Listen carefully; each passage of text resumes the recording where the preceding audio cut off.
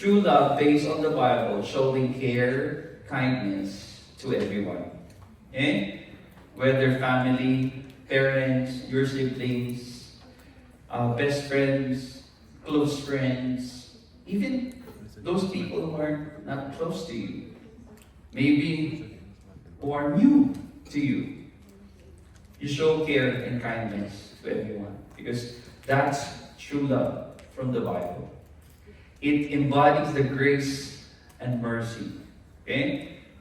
We know what's the meaning of grace, right? It's unmerited favor. You don't deserve it, but God gave it to us. Right? And His mercy. We are under God's grace and mercy every day. So that's true love. Okay?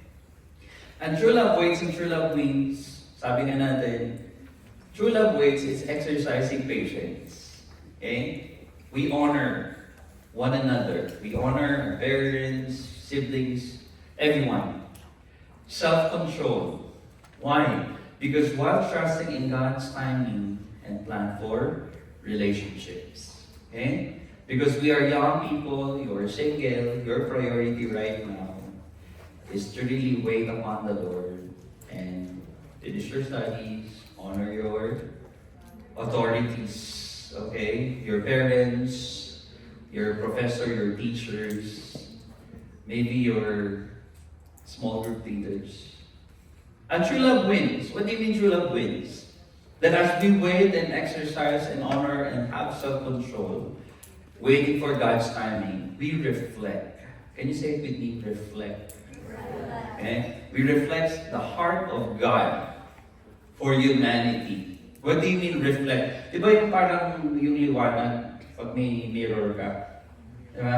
Pag tinapat mo siya sa araw and then you point it to other side or corner, kikita mo, di ba? Yung light. So ganun. Kung ano yung pinakita ni God, ni Jesus sa atin, we reflect it. Okay? The heart of God. Ano ba yung heart ni God? Si Jesus mismo, binigay niya. For humanity, for us. John 3:16, for God so loved the world. And His ultimate victory over sin. That's why we are a winner. You're not a loser. Amen?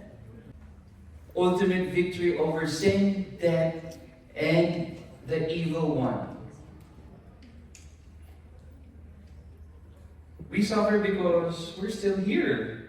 We experience troubles, temptations, challenges.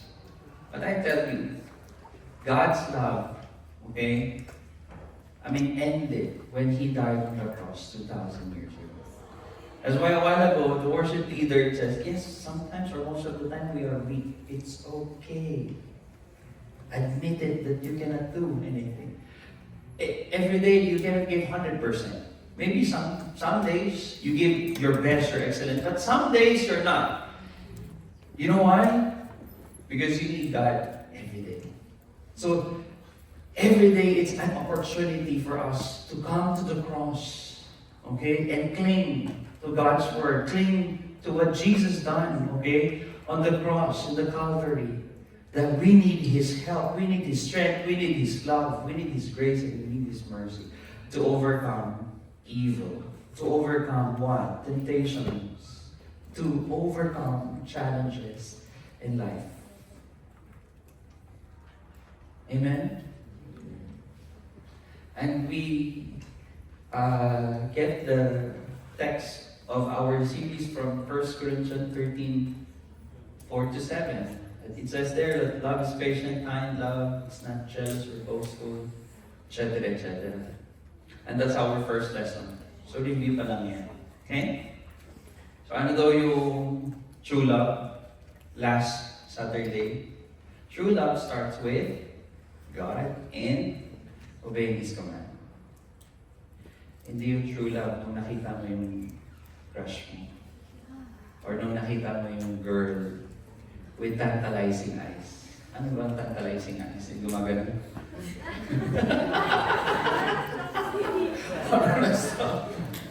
Tantalizing eyes daw eh. Okay? So true love starts with God obeying His command. Okay? So, hindi natin nagawa ng action to last time, no? No? So, true love starts with God. O sige, paano action natin dyan? Sige nga. And obey His command. Paano nyo gagawa ng action yan? Diba? Ganito. Paano? True love starts with God. You know. Sige nga, gawin nga natin. Ayos yun na. Sige, true love. Okay, true love starts with God. Okay, there you go. When you start with God, of course, you're not just stop there and then knowing Him, knowing His Word. You obey His command. And then the second is to love God is to love my neighbor. O sige, ito. So, true love starts with God. Ito, to love God is to love my neighbor. Paano yan? Sige nga. O, true love. God. True love. O. Pwede. True love starts. Oh, love my neighbor. Okay, true love is to love my neighbor. Okay, go grab a partner. True love starts with God. True love is to love my neighbor. Okay. Ayan. And then loving my neighbor means exercising, dami nito, patience, self-control, trusting in God's timing and plan for a relationship. Okay? So, ito lang last. It's about building a strong foundation. Okay? Itong last, gawin natin ng action. It's about building a strong foundation. Okay? To build a strong foundation, you pursue purity, you wait on the right person, and the right time or right season. So how do we do it? Building a strong. So true love, building a strong foundation. O, paano natin gagawin yun? Sige nga. Easy peyo.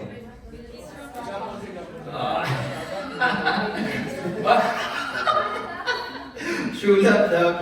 Yun naman, true love, building a strong foundation. Shadow mga dapat general. Sige nga, paano? Building a strong foundation. Ito, yes, very good. So, true love, building what? Strong foundation. Sige. What's your name? Kuya? Nathan, can you stand where you're from? Yes! Kasi nakita ko sa kanina about praise and worship Hindi ko alam kung ginagawa. What are you doing right a while ago when you were... Wow! You're like a conductor. Okay. We want to be, dito, June's to Nakaw. Wow! Okay, Nathan ba Ethan? Okay, Nathan, okay. So, tingnan natin sabayin natin si Nathan, okay? So, yung true love daw starts with God. 1, 2, 3. True love starts with... Baliktad yung heart mo. Ganun yung burger yun turuan natin, yan. Yan. Okay, true love starts with God. True love. Love my neighbor. Is to love my neighbor. And true love, building a strong foundation. Yeah,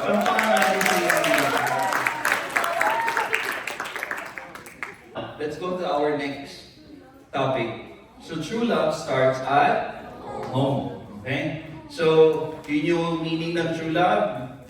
Napag-aralan natin what's the meaning of true love, what's the biblical, meaning and principles of true love. Now, true love starts at home. Now, as we wait and win, para sa pagmamahal na binigay ng Lord sa atin, unang-una dapat nakikita yan sa bahay. Okay? And in Deuteronomy 6:4-7, sabi rin, Hear, O Israel. Remember last Saturday, the Shema? Shema, diba? Shema, okay? Hear, O Israel. Hear means what? Listen. So the Lord our God, the Lord is one. Love the Lord your God with all your heart, with all your soul, and with all your strength. And this commandments that I give to you today are to be on your hearts. Impress them on your children. Talk about them when you sit at home, when you walk along the road, and when you lie down, and when you get up. Okay? Ladies and gents, love starts at home. So how do we do that? Sabi doon, impress them on your children. Talk about them. Okay? Pastor, youth pa lang kami. Okay? So dapat, tingnan niyo yan sa may parents na ngayon. Tinuturo ba yan ng magulang ko? Okay? Are they teaching about God's Word? Are they emulating or giving an example every day kung anong sinasabi ng salita ng Lord? Okay? Na kung hindi, ito maganda. Ito maganda. You're the one. Okay? Who pray for your parents. You pray for your parents, pray for your family. Okay? You're the member of the family maybe na mag-start to really teach God's Word in your family. And when the time comes that you have your own family, this is God's command, not just only for Israel, not just only for Jewish people, but this is for all believers. Okay? And we impress. When you say impress, teach. Intentional. You really need to save time, take time. Put it on the agenda or schedule that you teach God's Word in your family. And if you have your siblings, brothers and sisters, impress, teach the Word of God. That's how you start true love in your home, at your home. Not just only in your house, maybe in your small group, because that's your family. Amen? Maybe in your ministry department, in your ushering ministry, in the multimedia ministry. Band. That's your family. Okay? Are we teaching God's Word? Okay? Do we talk about God whenever we are in different group of people? So look at the parents' place. Now a while ago, I asked you, what if your parents go? What if your family, your parents, okay, do not teach? Okay? Look at this. Here, it's a command. And if it's a command, there's no option. Okay? This is non-negotiable. It says that God emphasized the importance of parents teaching the Bible to their children. The church and Christian schools must not be used to escape from this responsibility. Eternal truths are most effectively learned in the loving environment of a God-fearing home. It starts at home. Hindi sa school. Hindi sa church. Sino ba unang kasama niyo nung pinanganak kayo? Okay? Who gave birth to you, parents? Your mom. Okay? Who's with you? Okay? When you were able to see the world and have the consciousness, therefore I am, I exist. Diba? Your family, your parents, your mom and your dad. But the problem here is that not all, okay, parents, okay, know about this. That's why here, we're talking about Hearts Day. And Hearts Day is different from the definition of February 14 sa mundo, sa world. Hearts Day, we celebrated God, Jesus, when He gave His life to us. Not February 14, but 2,000 years ago when He died on the cross. We do not teach February 14 or Valentine's Day. We talk about John 3:16. For God so loved the world, He gave His only Son. That's a Heart's Day for me. And not only February 14, but every day. For us, believers, every day it's a heart's day. Opportunity to teach. Now, going back to parents' place, if they're not doing this, you start to pray, Lord, I'm praying for my parents, that they will teach God's word. Because this is a command. Now, what's the goals of parents? Baka may question kayo, bakit tinuturo din ni Pastor, hindi naman ako parents, young people na ako? Kasi may connection daw later. Okay? And kanina, shinare ni Ate Joselia, honor your father and mother. No? How do I honor my father and mother? Kung hindi naman natin ginagawa ito. That's why, tignan natin. The goals of parents is to pass on godly heritage. Balik tayo dun ulit. Diba? Sabi doon, these commandments that I give to you today are to be on your hearts. Impress them on your children. Talk about them when you sit at home and when you walk along the road and when you lie down and when you get up. Okay? So, to pass on godly heritage. Not just only to provide. Not just only tulungan kayo makatapos ng pag-aaral. The primary, the main, the top is to pass on godly heritage. And where we can find that sa Bible. To develop your full potential. Yun ang isang goal, isa sa mga goals, okay, ng parents. To develop your full potential. Kaya minsan, strict sila. Kasi gusto nila na ma-reach mo yung full potential mo. To prepare you to face the challenges of the world. And to help you grow in Christ-likeness and bring glory to God.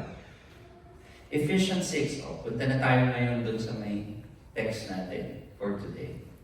Now, Deuteronomy yung kanina. Ephesians 6, 1-3, it says, Children, obey your parents in the Lord, for this is right.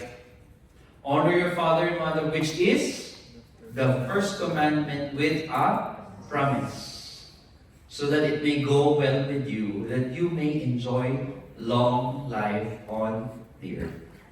Now, here's the thing. What's the connection of Deuteronomy to Ephesians 6? Okay?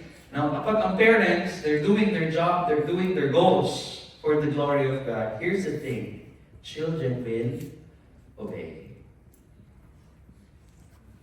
Children obey. Okay? Because they see it, they experience it from their parents firsthand. Okay?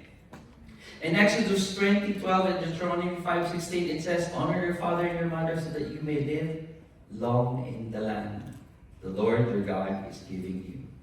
Inulit-ulit.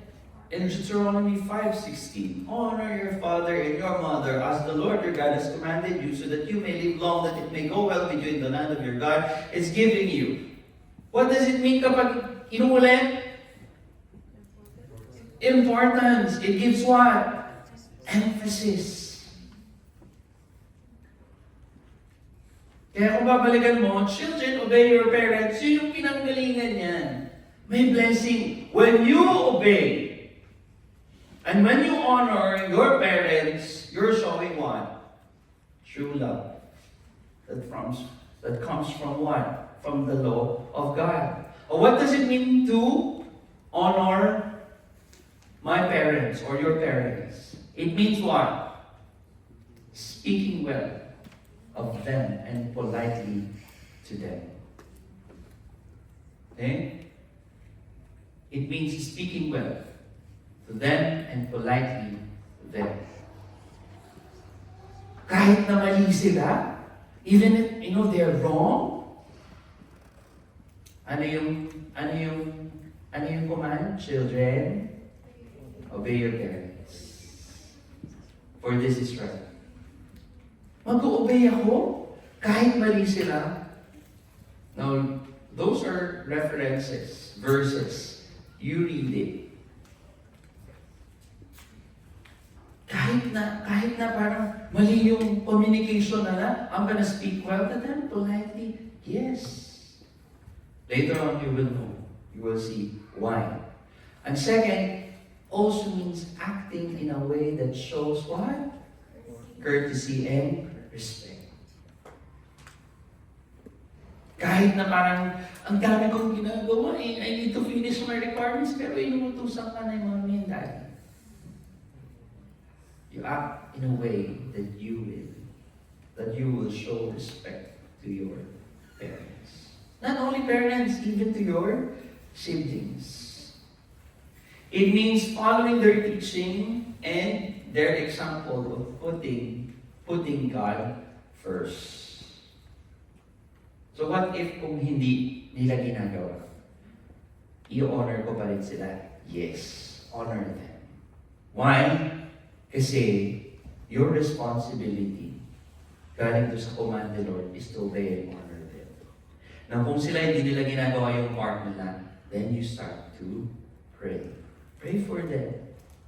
Yun lang yung responsibility natin. And you will know. You will see. Mag-pray nga ako what they're doing is wrong. Sinasaktan nga nila ako, nasasaktan nga ako eh. Well, that's true love. Amen? That's selfless. Amen? Parang ikaw lang, parang tayo lang.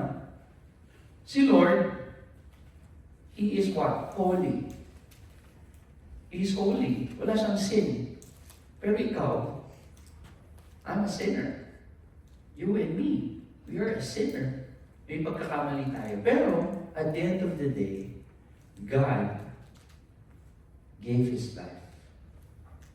He surrendered everything. Para nang sa gano'n, you will have eternal life. Eh di ba ganun din yun? Same thing. Yung tinuturo ni Lord. You honor your parents. Sometimes it's really hard to honor and obey your parents, but you do it because that's God's command, and that is true love. Now, how do we love our family? True love towards parents. Ano yun? You honor them. Ephesians 6:2-3. Honor them. Kahit pagtanda nila, you honor them. Because there is a promise. Sabi ng Biblia, di ba? That's a first commandment. Horizontal, not vertical. Horizontal.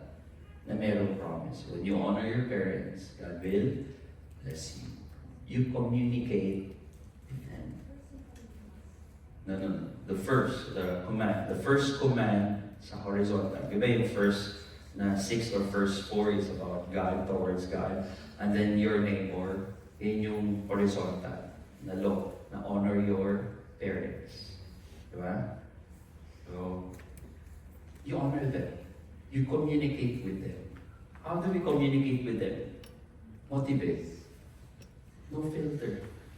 Open communication. If you have struggles, if you have pain, if you have challenges in school, whether emotionally, physically, mentally, communicate with them. If you have problems with your relationship with your parents, communicate with them. Honor them. And you know what? Showing true love towards your parents is spending time with them. Kailan kayo uling nag-date ng mga magulang niyo? When was the last time? Okay, kahapon lang ako, di ba? Sino rito walang date? I mean, sa parents nila. Very long time na. So you pray with them. Di naman ibig sabihin, you spend time with them. Kailangan punta kayo ng mall eh. Spend time with them. Nood kayo ng Netflix. Di ba? Nood kayo 13. Yung movie na 13, about sa young boy. It's a family. No? And then habang nanonood kayo popcorn, habang kumakain ng popcorn, try to ask open-ended question. How are you, Mom? How are you, Dad? Housework. Okay. Tanungin mo, is it really hard to raise us? What are the challenges that you're facing right now? Discussion question kayo. Di ba, Ate Ruth? Tinanong ko si Kuya Willie. Parang si Kuya Willie, ano kasi, di ba? Yeah, spend time with them. Or kung hindi naman, you just go somewhere. Sa park. Just usap lang kayo. Hindi nyo alam, baka yung parents nyo mag-open up sa inyo. Diba? And you can be a help, an aid to them. Help out or volunteer. Sino dito sa school, pag nakikita niyo, ewan ko, during our time, pag nakikita namin yung teacher namin, lalo na kapag very old na, we volunteer. Ay ma'am, ako lang po yan, I'll carry your things. May ganon dito. Di ba? Sa school, ganon kayo. Pero pag nakita niyo yung nanay at tatay niyo, dami ng dala-dala. Pinapabayaan, ang bagal ni dad. Ang tawa niyo Ang ginagawa ninyo Whenever you see your parents, diba? Your siblings, diba? Lalo na pag siblings, no? Bahala ka dyan. Nadulas na, no? Nadulas na nga diba? Imbis na, ano ba? Kinawanan ka. Diba? Help out, volunteer. Katulad kanina, kakaroon diba? Glitch, Kuya Tan came to the rescue. Help out, volunteer. Nakikita mong nahihirapan dito, tulong ka. Contribute to the family. How do you contribute to the family? Maybe sa budget, pag meron ka ng trabaho. Sino dito working na? May mga working na dito, di ba? Yung may mga, meron na part-time job, di ba? So you provide for them. You provide for them future na yan. So if you have extra, okay? And if you're still single or working, that's showing true love towards your parents. Now let's go to siblings. Dami nagkaya parang ayaw mo andyan na kay Kuya Gab at kay Miguel, diba? No, just kidding. What's our title? What's the title of our session?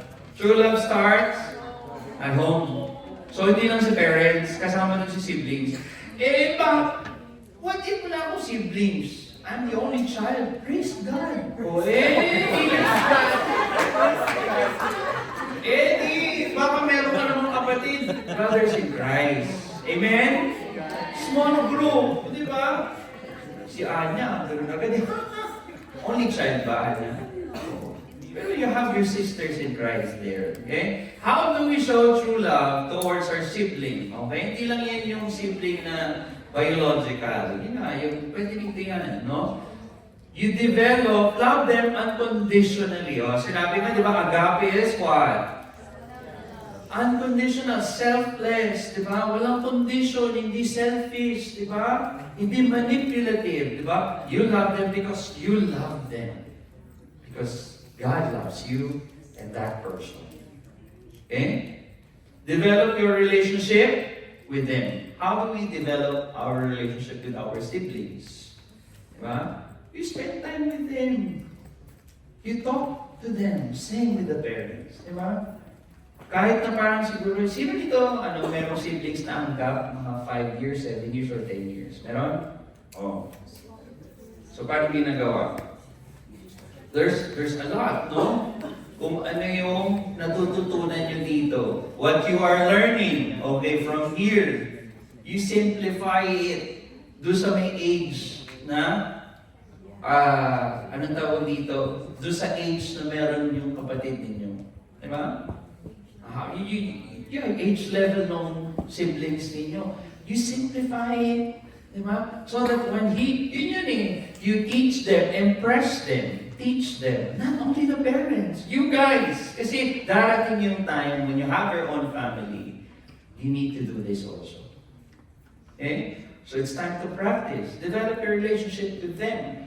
Be committed. Mga ate kuya, taas ang kamay. Yung mga ate kuya, be committed to blessing them through meeting their needs. Ano yun? Binigay ako ng mga example. 4 lang yata yan. Guard against selfishness. Pag nakikita mo yung kapatid mo, selfish to. Turuan mo. Oy, you know what? In the Bible, it says that, you share. Tama? Yung iba daw may koto, huwag naman ganon. Di ba? Di ba, hindi true love yun. Di ba? Surut meron. Ang true love, di ba, hindi mo sasaktan yung tao, mahal mo eh. Amen? Oh, look at the person next to you. Oh, pakisabi, I love you. I love you with the love of God. So you guard against, okay? You teach your siblings, or your small group, guard against selfishness. Hindi ka dapat selfish. Pag selfish ka, magiging, ano ka? Pag selfish ka, magiging mag-isa ka. Okay, loner.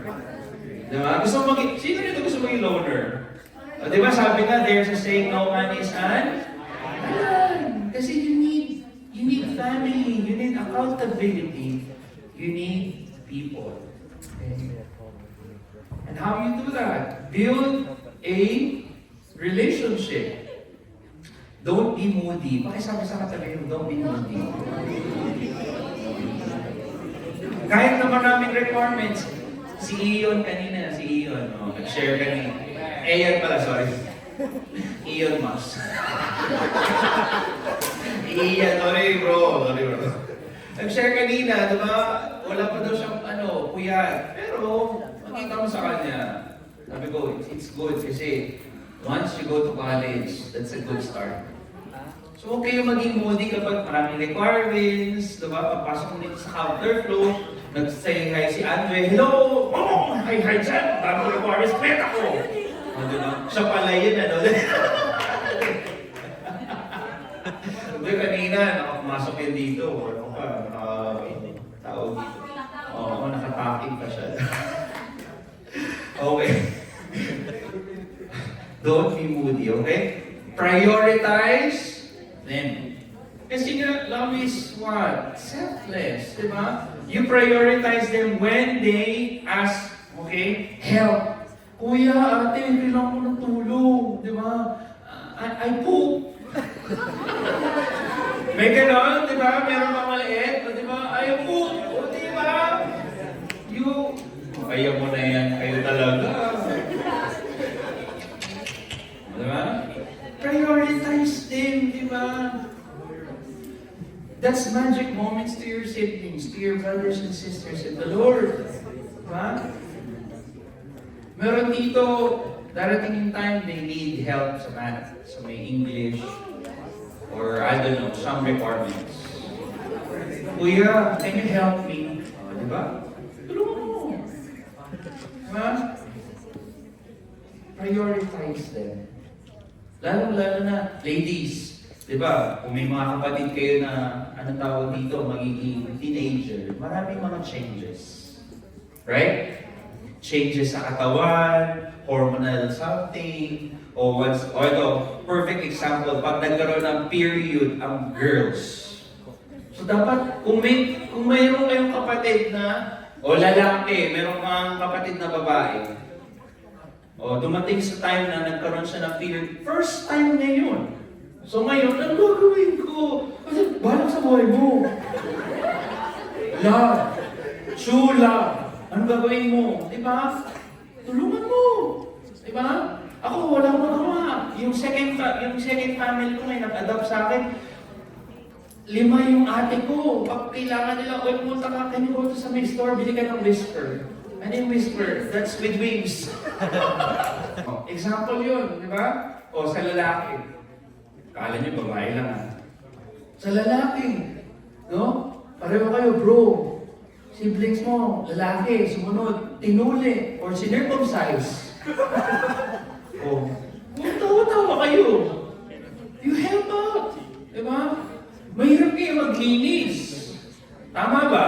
Sila lang nakakalam niya. Pero if you have sibling na lalaki, di ba, kayo, girl, o yan, si Jose, baka merong tulungan mo, di ba? Mahirap. You read Matthew 7, verse 12. Okay? That's true love towards your sibling. Okay? Now, how about true love towards... Okay. So ito yun, unahin mo yung iba, syempre huwag mo rin kakalimutan yung sarili mo. Pero here's the thing, true love, no? Kaya nga siya selfless. Hindi siya self-centered. Kaya huli yung sarili mo. Pero huwag mong kakalimutan na may part din na i-appreciate mo rin, mahalin mo rin yung sarili mo. Mali naman yung parang inuna mo yung pamilya mo, inuna mo yung iba. Pero kinalimutan mo yung sarili mo. You forgot about what? Yourself. Sabi ng Bible, appreciate God's design for you. That's in Colossians 2, verse 10.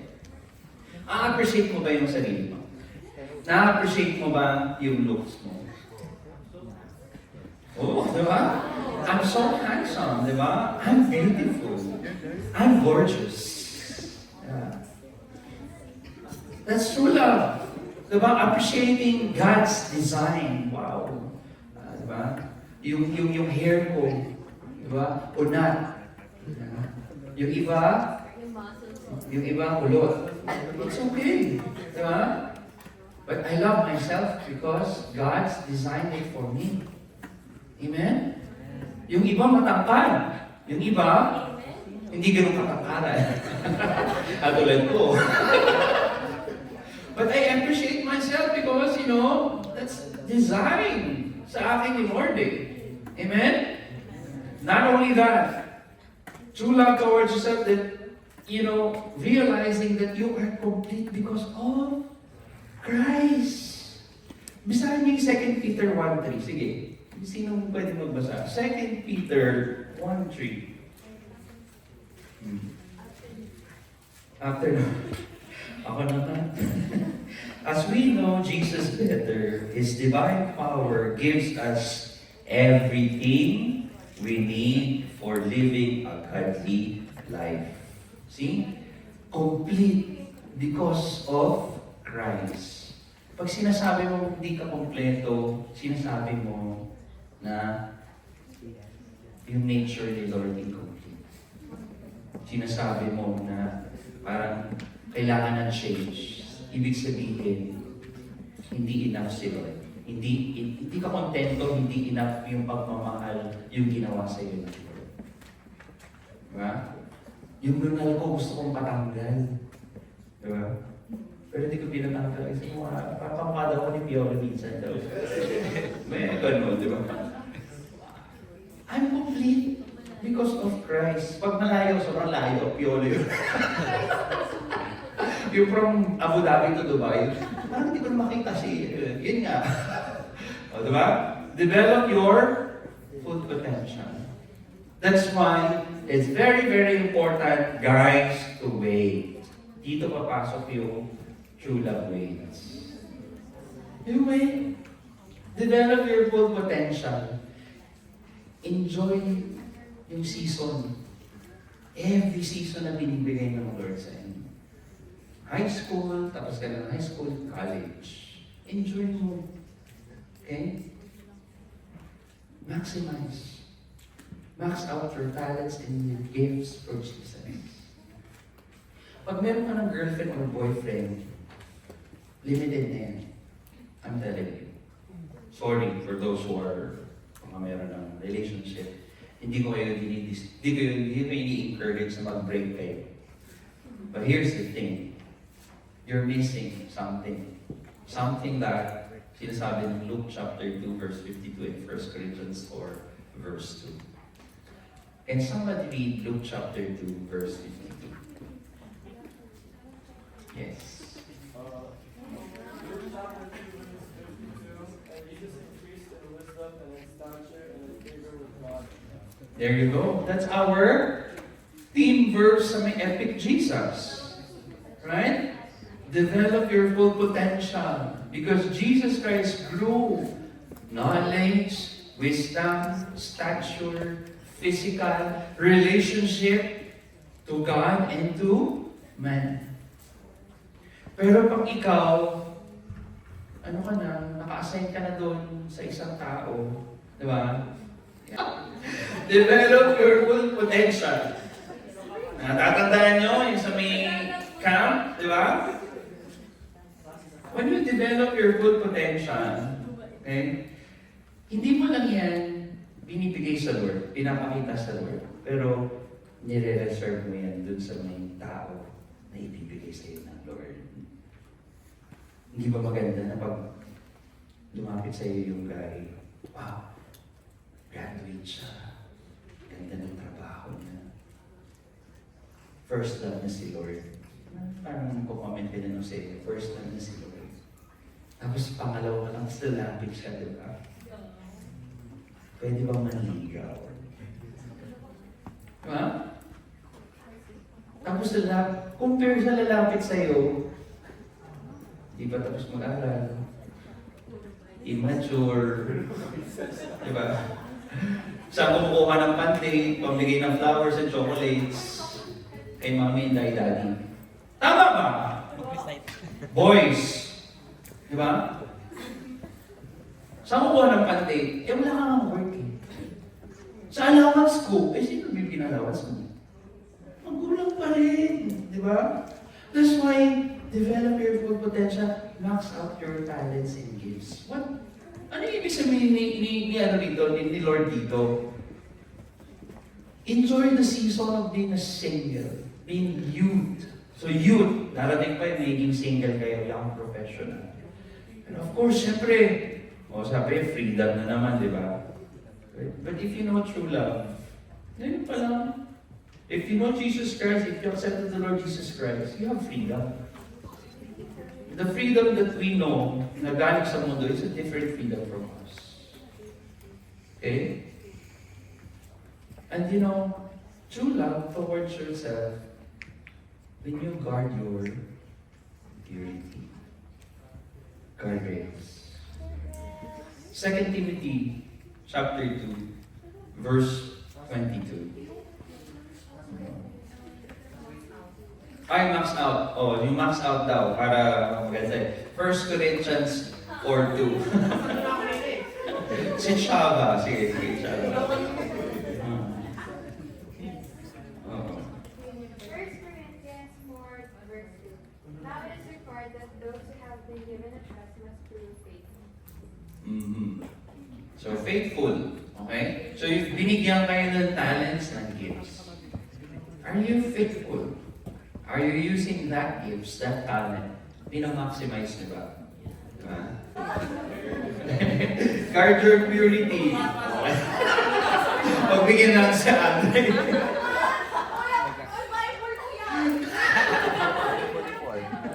Sige, Dre. Dre, sige. Tayo ka, stand up, and then you read it. Read the evil desires of the youth and pursue righteousness, faith, love, and peace, along with those who call on the Lord out of a pure heart. Okay, thank you. Ito lang.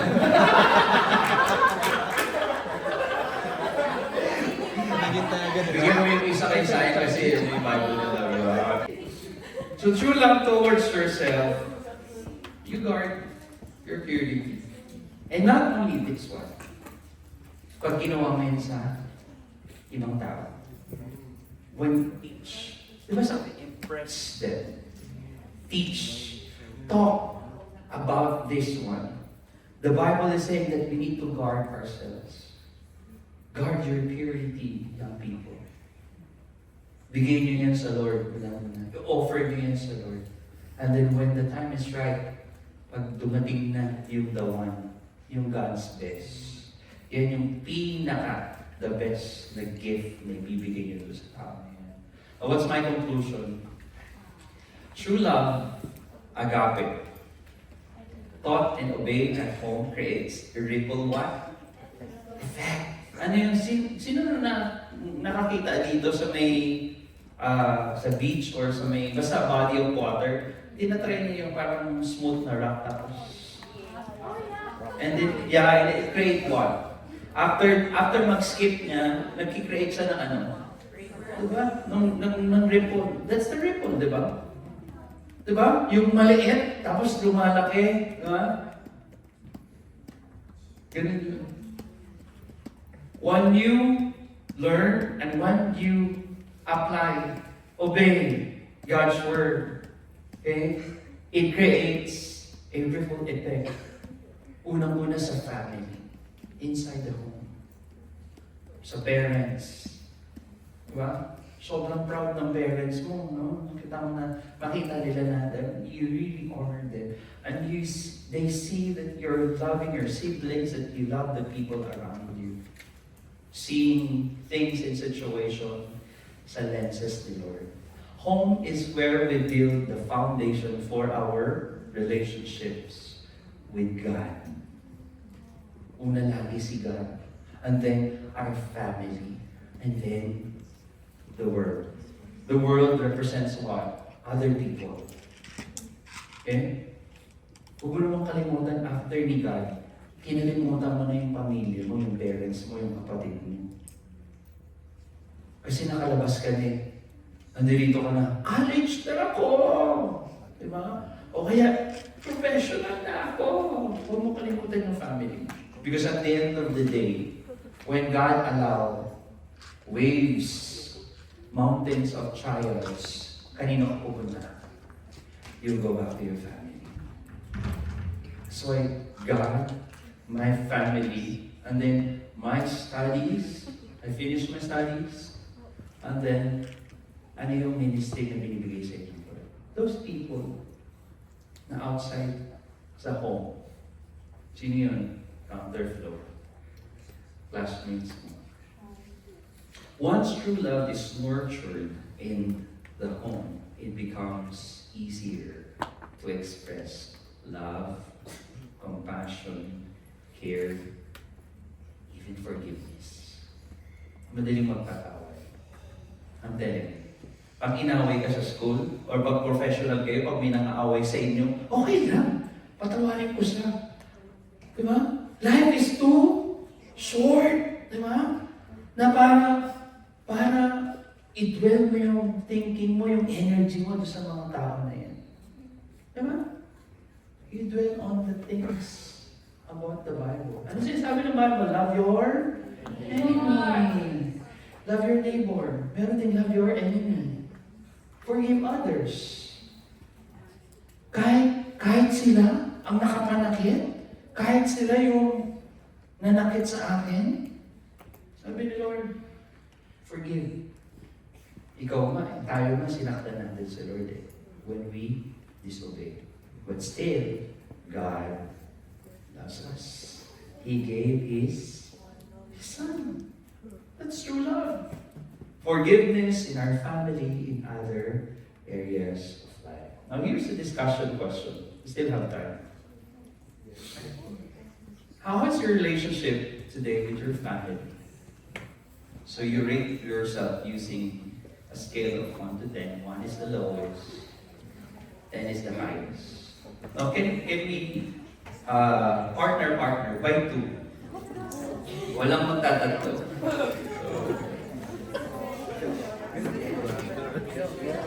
Okay, boys, boy to boy, and girl to girl. Sige. Tapos pwede kayo pumunta dun para hindi maingay. Sige.